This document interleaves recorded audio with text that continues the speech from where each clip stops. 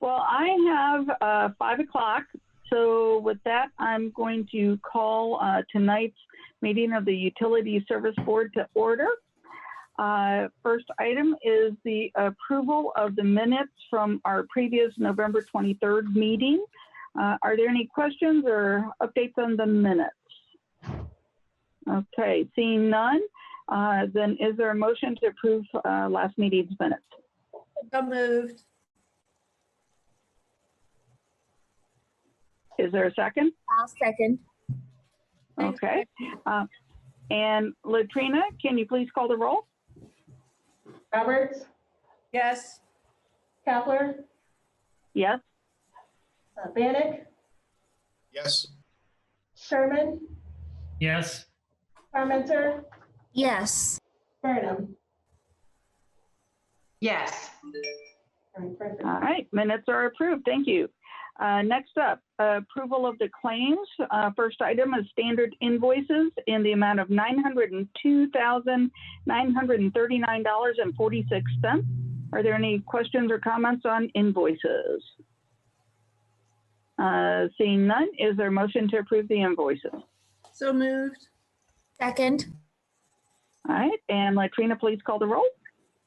Bannock, Yes. Roberts, Yes. Parmenter, Yes. Sherman, Yes. Kapler. Yes. All right. Next item is I don't think I was- utility bill. I don't think Oh, I was wait. called, but yes. Oh, Burnham, thank you. Thank you. Don't want to leave you out. Just want to Okay. be official, you know. So the standard invoices are approved with all board members present voting. Next item is utility bills in the amount of $10,571.83. Are there any questions or concerns about utility bills? Seeing none, is there a motion to approve? So moved. Second. All right, and Latrina? Sherman, Yes. Kapler, Yes? Burnham, Yes. Parmenter, Yes. Bannock, Yes. Roberts. Yes.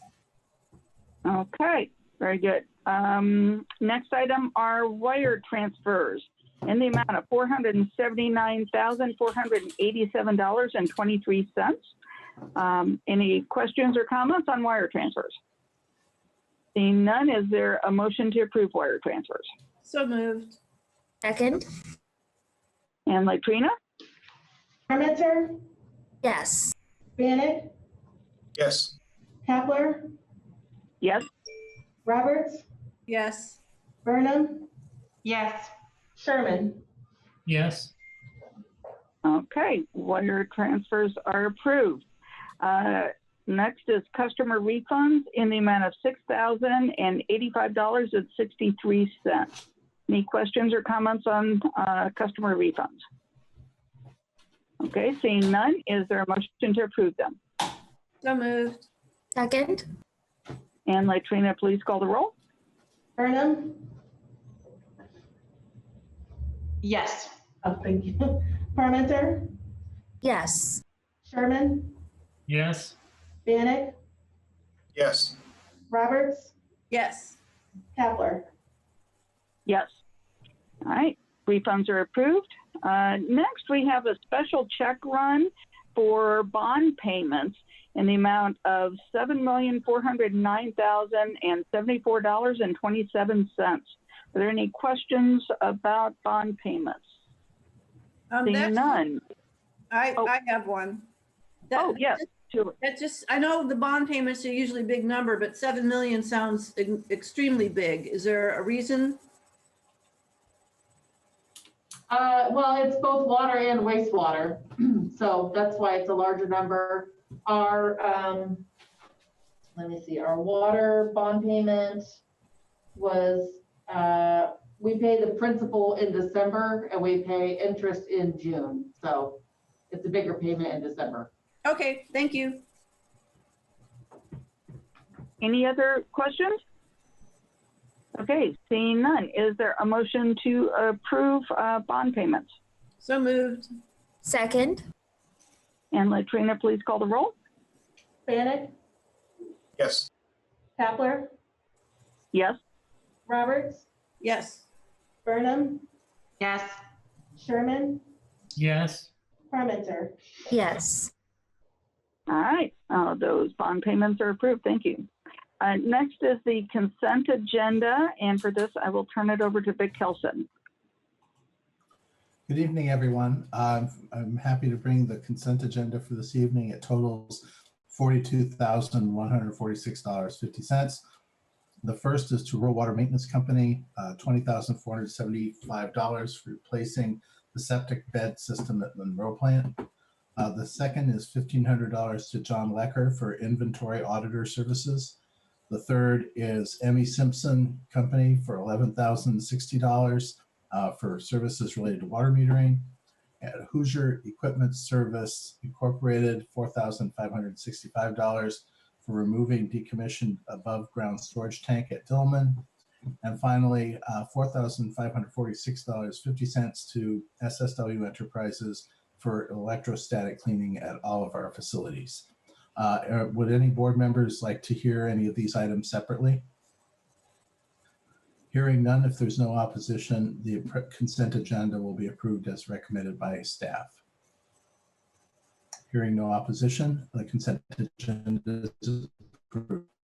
Thank you. Thank you, Vic. All right, next item is the request for approval of Resolution 2020-10, which is rounding up and donation program for the Lake Monroe Water Fund Steering Committee. And Laura Pettit and Chris Wheeler are going to speak with us about this. Actually, I think I'm going to speak about it first very briefly and then have Laura and Chris handle the details. Okay. This is an unusual request. What we're talking about here is that there's been a coordinated effort of a number of organizations, the Nature Conservancy, the Corps of Engineers, Indiana University, help me if I leave anybody out. IU's involved, CVU's been involved at some level, the city continues to be involved, and a number of other organizations to establish a water fund that would be a charitable contribution that people could make to support watershed restoration and watershed protection activities in the Monroe, Lake Monroe watershed. This has been an ongoing discussion with Friends of Lake Monroe and all these other organizations, including farmer groups, other landholders, and so forth in the watershed. And the objective is to raise a stream of money that could be used by the Water Fund Governing Board to fund certain watershed restoration projects in the watershed. We were asked if it would be possible for us to invite customers to make a contribution to the water fund as a voluntary checkoff on their water bill, whether that would be a roundup kind of a thing or whether they could just write in an amount that they wanted to donate. But the principle of the thing is that customers would have the opportunity by just adding a little bit to their water bill to contribute to the long-term health and protection of the Lake Monroe watershed and our water supply. So that's the overarching notion of this, and I'll leave it to Chris and Laura to talk about the details.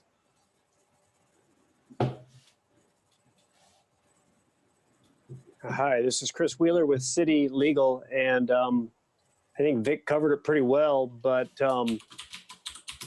in speaking with folks for the steering committee who are setting up the steering committee, I spoke with Jane Martin and at length with her via email, and also with their attorney, Attorney Weeks, who's representing the committee to get it set up appropriately as a not-profit organization, not-for-profit.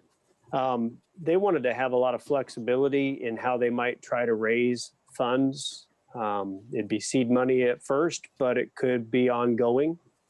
It could be, these funds could initially be seed money for establishing a director for this committee and for establishing staff members who can then go out and try to drum up or work on additional donations throughout the community. So they wanted to have flexibility with regards to how they might utilize CBU, and things that were talked about were perhaps putting just a checkbox on the billing so that monthly when billing goes out, folks can do a checkbox that would say, yes, I'd like for my bill to be rounded up to the nearest whole dollar, or to be rounded up to some amount. Or also to have a box that they could fill in as to how much they'd like to donate as a one-time or a repeating. So a lot of thought going into how the offer and opportunity to customers would be made, what it's going to look like. But those are some examples of what we might see. It's not necessarily going to be tied to billing either, but that's kind of the initial vehicle that's been discussed. And I don't know, but that's all I've got to say, and we'll be happy to answer questions. I see Vic has his finger up. Just one quick thing, and that was, I've spoken with the mayor's office about this, and what I learned is that there's a similar thing that happens if you sign up for a program in one of the parks. You have the opportunity to contribute to the Parks Commission for the work that they do in support of the park. So we're not really breaking new ground in terms of the city overall here. Yeah, that was Julie. that was going to be my question for all of you is there a precedent for this? I'm assuming since it's not an outside, is it because it's not an outside group? Because, you know, we wouldn't want the community kitchen and all these other people wanting to be round up on our bill. It needs to be something that's in-house, right? Well, the principle that, and I thought about that a lot when we started talking about this, and the basic principle is we see this as being related to our mission. This is about watershed protection and protecting the long-term viability of Bloomington's water supply, which we all know we're all utterly dependent on the lake. Right. So I wouldn't want to do this for something else. Something that's related to water where we're inviting the public to participate, I think is something that's not out of our realm. Okay, but I understand with the parks, it's the Parks Commission, so that's part of the Parks Department. But what is our legal relationship, Chris, between us and who we're giving the money to? There is no legal relationship, but there is a vested interest in the protection of Lake Monroe. And so we, and I'm going to talk over Vic's lines, I guess, but I'm going to repeat what he's saying. Because it is part of our own mission to ensure that we have a water supply for our constituency, for the city, for our water, for our water jurisdiction, we are willing to be in partnership, if you will, or in cooperation with this committee to provide an opportunity for the citizens of the city of Bloomington to make contributions through CBU. Okay, as long as you don't have a problem with that and you don't think it's going to open the floodgates, no pun intended, to other people asking to do that with us. All right, and I see Jim. You have questions. Yeah, I have a couple of questions. One is it clear how the funds would be used to increase the length of time that that Lake Monroe water could be used? That's one. And number two, if this is something that the city or CBU sees as really important, why not raise rates somehow or an added amount to everyone's bill to collect the money necessary to do it? Or is that out of the realm of possibility? Well, let me take that, the first one first. The first one is that watershed restoration projects can be expensive. Sometimes small and inexpensive projects can be worthwhile. Sometimes things are related to sampling and monitoring erosion rates and how the lake is changing. All those kinds of activities would be the kinds of projects that the water fund can pay for. There are water funds in other places in the world that are paying for projects now. This is sort of a new movement that the Nature Conservancy, Jane Martin has been advocating for this. A number of other organizations have been advocating for this to protect our watershed. As far as us doing projects ourselves, we don't own the lake. We don't own any land in the watershed. In fact, the watershed only catches a tiny little bit of the city of Bloomington at all. So having the city go out and do projects related to watershed protection, it's really not in our purview. So these dollars would be usable to raise money for big projects or as seed money for smaller projects or other activities based on the available amount of, based on what resources are available to the organization. But it's really not practical for us to go out and do work in the watersheds. That's we benefit from the watershed, but we don't live in it.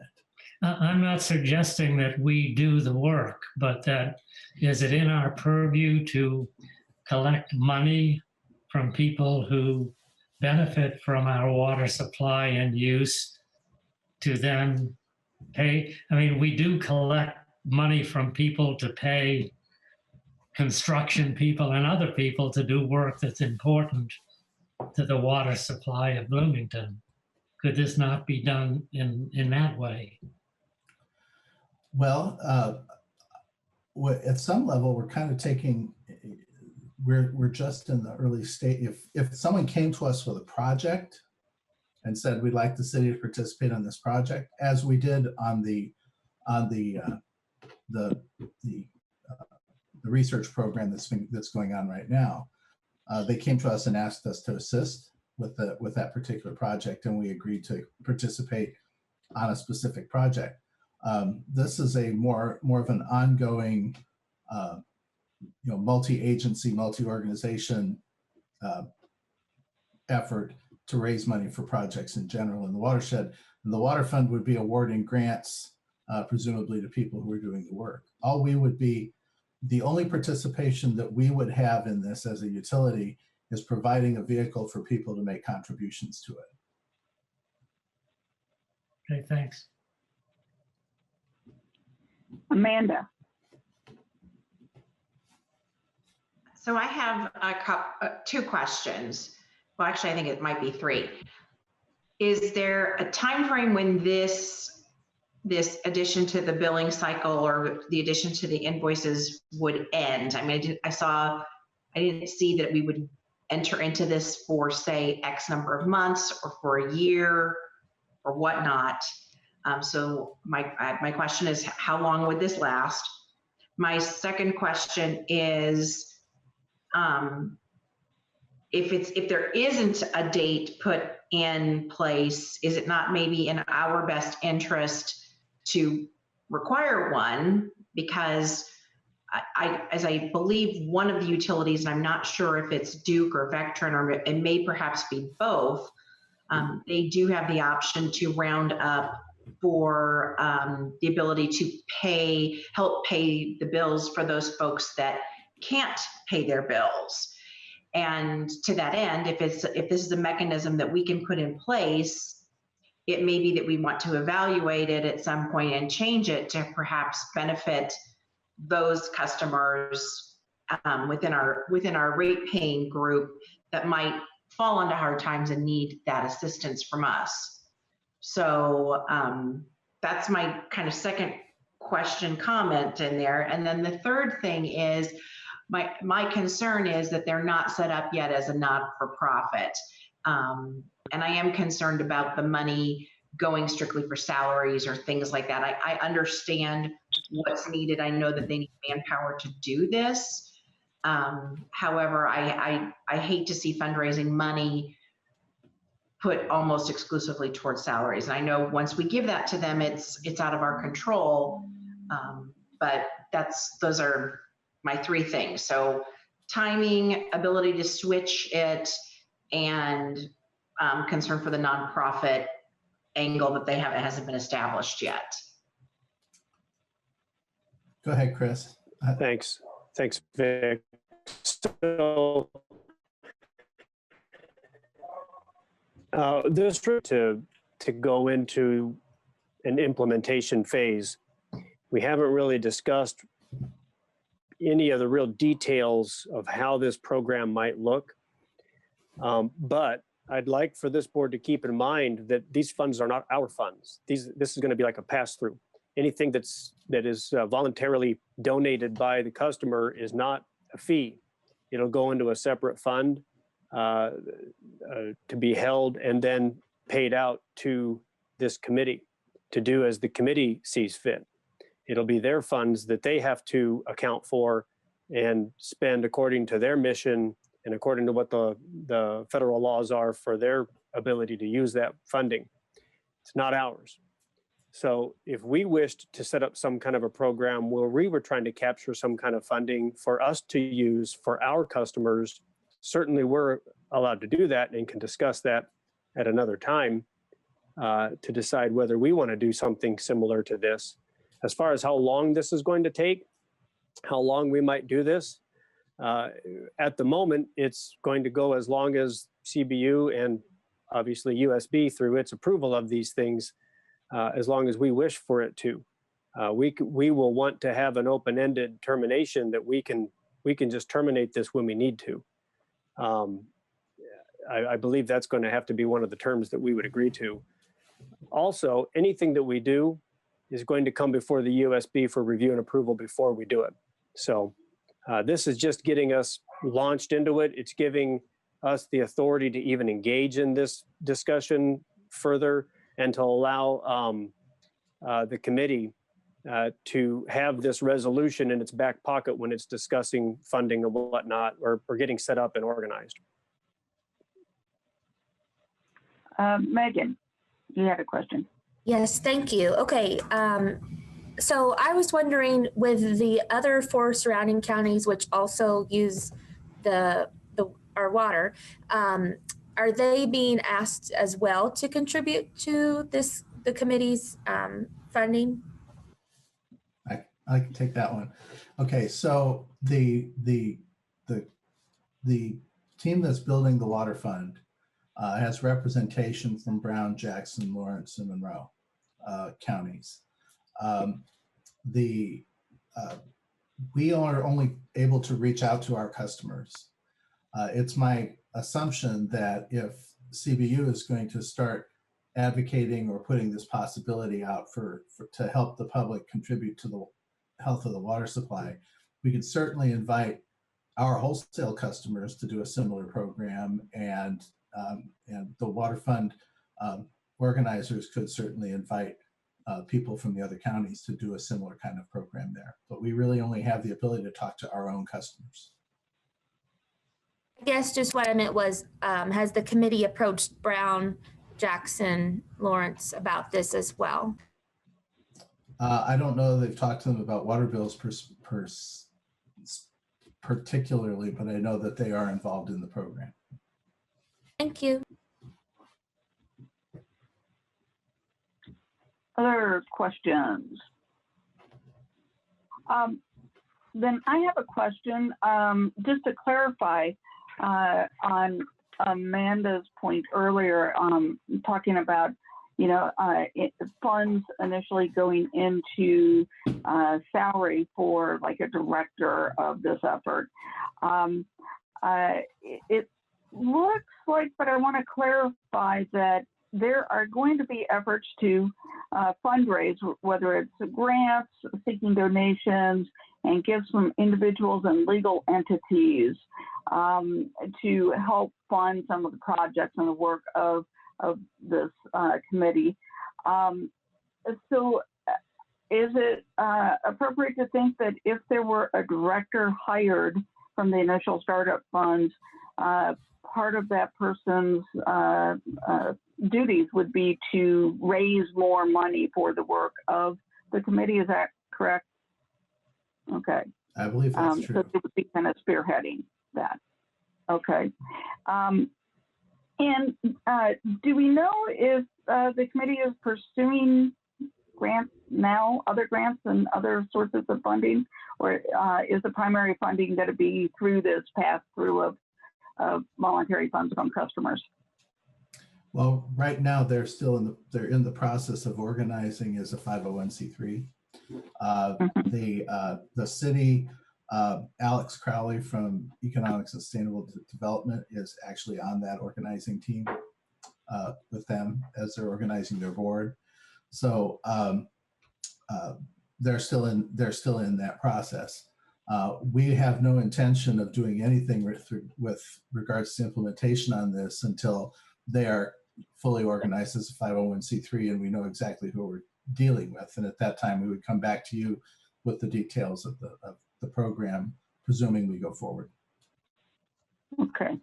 So, Amanda. So again, I may be just getting caught up in the words here, but within the document that or within the resolution, it says that we're authorizing the implementation of the program. And to me, I think that's putting the cart before the horse on this, because I feel like there are, again, I want you to know, I support this idea. I mean, I think it's a wonderful idea, but I'm not comfortable yet with signing something that says that we're going to do this until there's some further things that happen with this, and that would be including the finalization of getting them established as a 501c3. Well, we're going to have a contract with them before we can turn any money, before we can actually start doing anything and turning any monies over. So I would presume, Chris, that contract would be coming to the board before we do anything. Is that correct? Yes, that's absolutely correct. It's either going to be in the form of an agreement or an MOU, but there will have to be an agreement put in place between CBU and the 501c3. That agreement will come before the board for their review and approval before any kind of program, before anybody who's paying their bill to CBU even sees any option to start donating. We will have that agreement brought before the board and approved. And that's only going to happen after there's a 501c3 that we can even negotiate with. Right now, there isn't one. So there's no one to negotiate with. So there will be no program until we actually have a 501c3 that we can negotiate with. I don't know if that helps. I can change the language of this resolution, Amanda, so that first paragraph doesn't have authorizes implementation and says something different along the lines of the board authorizes CBU to begin negotiations for the implementation of a program. If that makes you feel better, I can do that. I don't know when I'll be able to get that to you all to review and sign. I just feel like there's a lot of details in this that are already outlined. I mean, within all of the whereases, there's a lot of details that are already in there, which makes it sound like we're implementing this and agreeing to this. There's nothing in here that states that we will be, like what you just said, looking at contracts or going forward with it. The way I read this, this is kind of a done deal and we're doing it.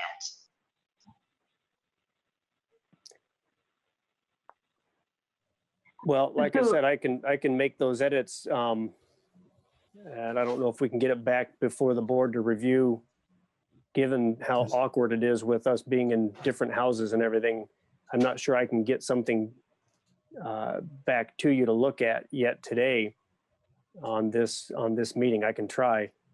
We have a meeting a week from Thursday, but it's supposed to be claims only. So I would not want to violate that principle. So the soonest we could bring this would be in January. Practically speaking, they're not going to have the 501c3 organized by then anyway, but I think if it sounds like there's general interest in trying to figure something out, we can continue the conversation along those lines. I want to do things in a very, in a deliberate way and give everybody a chance to think about it, because this is the first time we've had opportunity we've had to discuss it. So if you'd like to make recommendations for amendments, we can continue to work on that. Would that be appropriate, Chris? Absolutely. I mean, if I don't know what the timeframes are for everybody involved, but it seems to me that if we were to wait until January to bring this back to the board for review, I don't know why we couldn't do that. I'm not aware of a reason why we would need to have anything signed tonight. I don't know of a reason either. As a practical matter, we don't know how much money this is going to raise. If we wanted to set a date that we want to start mid-year and then go for a year and see how it's going, it may be something that we just simply have a plan to review it periodically and see if it's been worth the trouble. There's all those kinds of things can be implemented operationally if we do go forward with something along these lines. So in terms of our options for action tonight on this, it sounds like we're talking about tabling this resolution pending revision of some of the language be brought up in a January meeting. And do we need to vote on a motion to table this resolution? You take a motion to table. Okay, is there a motion to table this resolution? Could I first ask one more question? Sure, go right ahead. Yeah, Vic or Chris, will there have to be a change in the bills that go out, and will that be a cost to CBU? Because if you're adding all of these options, it seems like you're going to have to reconfigure the bills, and that's an expense. I'm just wondering. Most likely there would be a cost, but it would be a small fee to change the bill. Okay. Okay. Any other last questions? Okay, seeing none, is there a motion to table this resolution for now? I move that we wait until January to take up this item again. Second. Okay, and Latrina, can you please call the roll? Bannock, Yes. Burnham, Yes. Sherman, Yes. Parmenter, Yes. Roberts, Yes. Tatler. Yes. All right, we will take this up in January. Thank you so All right. much. Thank you for that good discussion and answers to all of our questions. Jean, you're muted. Sorry about that. Somehow I muted myself and didn't know it. Thank you. Okay, next up, we have request for approval of Resolution 2020-11, which is the bid acceptance for the Jordan River Storm Colbert Reconstruction Project. And Jane Fleeg will tell us about this. Jane? This is a resolution for asking for the board to go ahead and award the contract for the Jordan River Culvert Reconstruction Project. As you recall, we opened bids for this project on November 23rd and had 3 bids come in. We have reviewed those bids along with our consulting engineer and have determined that Milestone Contractors has submitted the most responsive and responsible bid and recommend acceptance of their lump sum bid as presented in their documents. I'd be happy to answer any questions. Any questions? Okay, seeing none, then is there a motion to approve this resolution 2020-11? So moved. Second, And Latrina, please call the roll. Sherman, Yes, Parmenter, yes. Burnham, Yes. Bannock, Yes. Kepler, Yes. Roberts. Yes. All right. That resolution is approved. Thank you. Next is request for approval of a First Amendment to the agreement with Freehop Corporation. Scope of work expansion for repair of blower number 4 at Blucher Pool. And Cindy Shaw is here. Hi, Cindy Shaw Purchasing. We are asking the board to approve an amendment to a contract that was originally approved on November 9th. It was an emergency purchase contract for work to repair a blower at Blucher Pool. The contractor gave our plant an estimate for $8,043, which is the original contract amount. But when they got the motor back to the shop, they realized that the damages were extensive, and the additional cost was $10,133 for additional repairs. So the total is now $18,176. We're asking the board to approve that $10,000 amendment. Okay, thank you. Any questions for Cindy? Okay, seeing none, is there a motion to approve this First Amendment? So moved.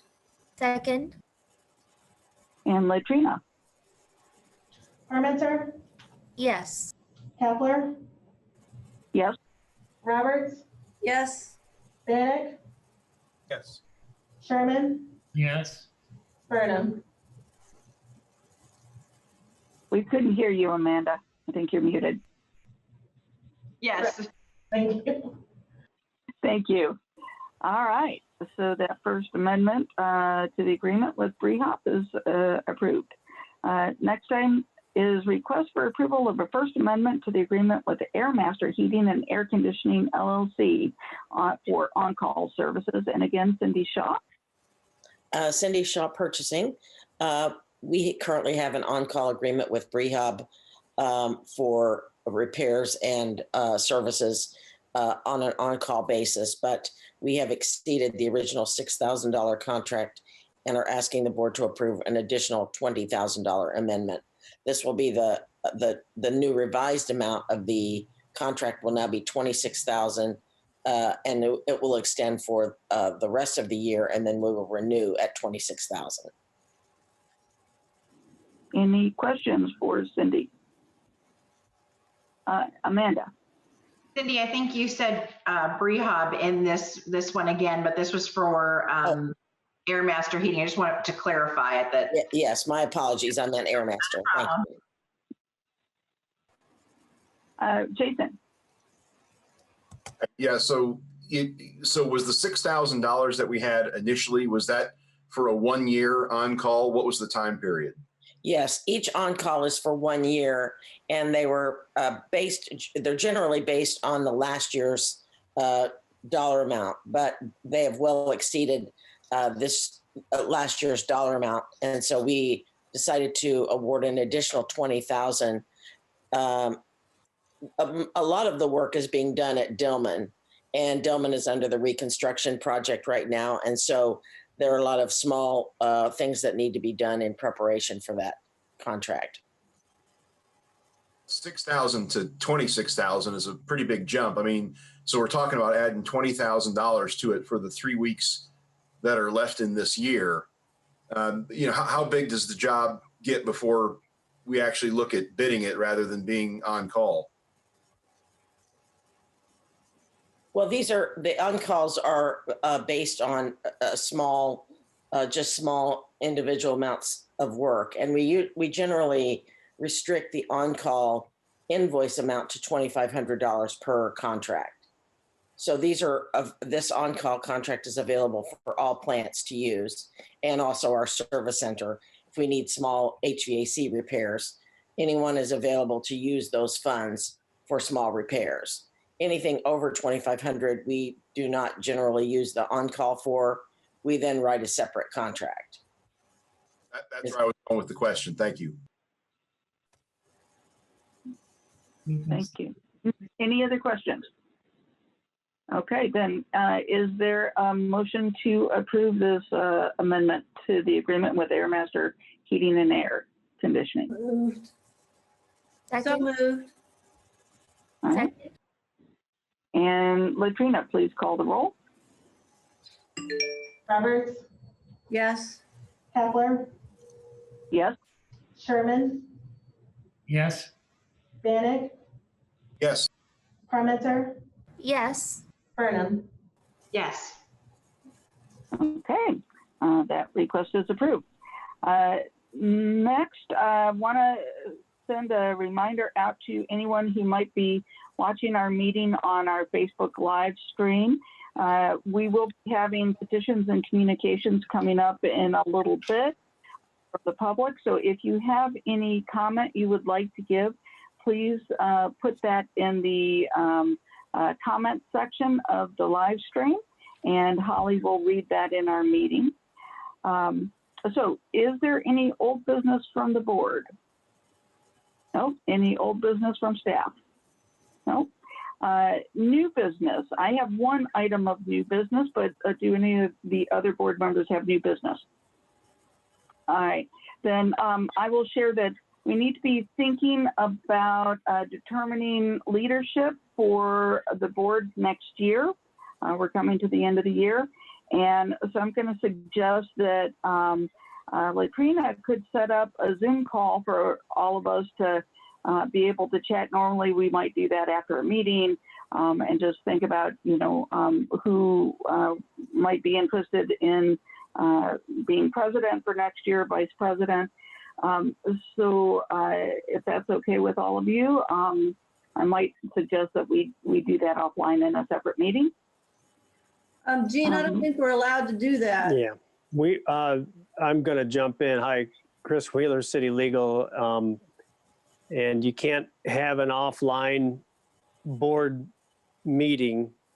When you do that, you're actually having a meeting outside of the public. So if you want to have discussion about leadership, you can do it today or wait till the next meeting. I'm not sure. I don't remember what our bylaws say about when the vote actually needs to take place, but those discussions would need to happen during either one of our regular meetings or call a special session, but we would still want to meet in front of the public.